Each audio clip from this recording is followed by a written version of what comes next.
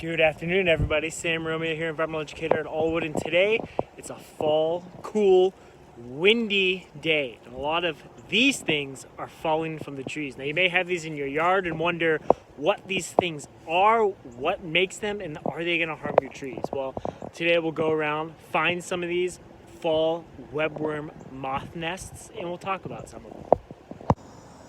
Here's a good example of a walnut that has a couple of the bags still on the tips of the branches. So a little history about this moth. It's a little tiny 30 millimeter white moth. It's found all over North America. It is native to North America. It is actually one of the few pest insects that we have brought to other continents throughout the world. It was brought in 1940 to what was formerly Yugoslavia, and it's spread to Southeast Asia, to Europe, all the way to the Caspian Sea. Now it's really bad in places like Kyrgyzstan, Uzbekistan, Turkmenistan, a lot of the Southeast Asian countries. But today it is not really a harmful pest unless it really takes over a young tree. So what these do is the females will lay the eggs on the underside of the leaves, and they pretty much kind of encapsulate this end of this tree branch. You can see here is the end. You know, a lot of them break off and fall to the ground now. I have some videos that I'll show after this of some that are still up and a lot of the species that they can be found in.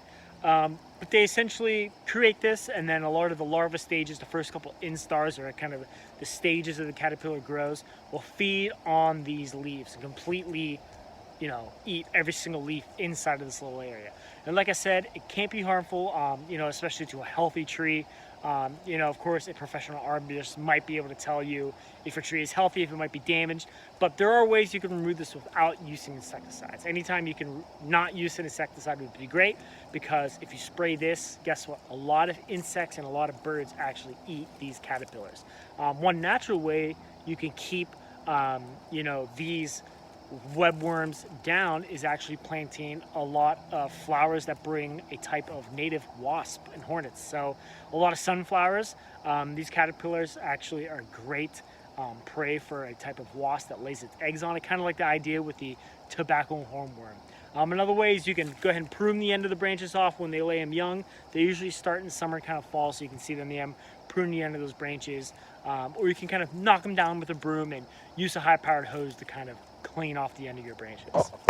I'm up in the prairie tower, and I can see another good example of some of the fall webworm nests right here. And that is in a black cherry tree. It's probably about 6 nests in that single tree. The tree's maybe 30 years old. Another kind of interesting fact about these webworms and why I felt like talking about this today, because they are so common. Almost everyone, I bet, has seen these in their life, kind of laying on the ground, maybe on the side of a trail, maybe in the yard. And the thing about that is they actually are one of the most diverse species of insects that have the largest, I guess, palate or taste of all these different host plants. I think it's over 600 species of trees and bushes that these webworm moths can lay their, you know, eggs on and survive on. But mostly in Ohio, they have about one generation that I see that usually kind of attack your tip of the branches. And I usually see them on black walnut, elm, cherry, hickory, maple, especially other fruiting trees like persimmon. We have about a couple persimmons up by the parking lot, and every single one of them is almost completely covered. However, remember, if it is a healthy tree, there's really nothing to worry about. But of course, you know, there are other things that can help you establish if you're kind of in the safe or if you're not. All right, everybody. Well, I want to thank you all for watching this week. And I just want to remind you, not every insect, not everything you see on a tree or plant is a pest that you need to remove with insecticides. There are natural ways you can fix a lot of these things or deter a lot of these things. As long as you do some research, you can either call Aullwood or do a quick Google search to help you. But the last thing you should really be doing is using insecticides on anything, because a lot of these things aren't really that big of a deal. And if you do use insecticides, you are going to further hurt a lot of other species, a lot of insects farther down the line that you may not intend to. But I want to thank you all for watching this week, and I will see you next week. Bye-bye.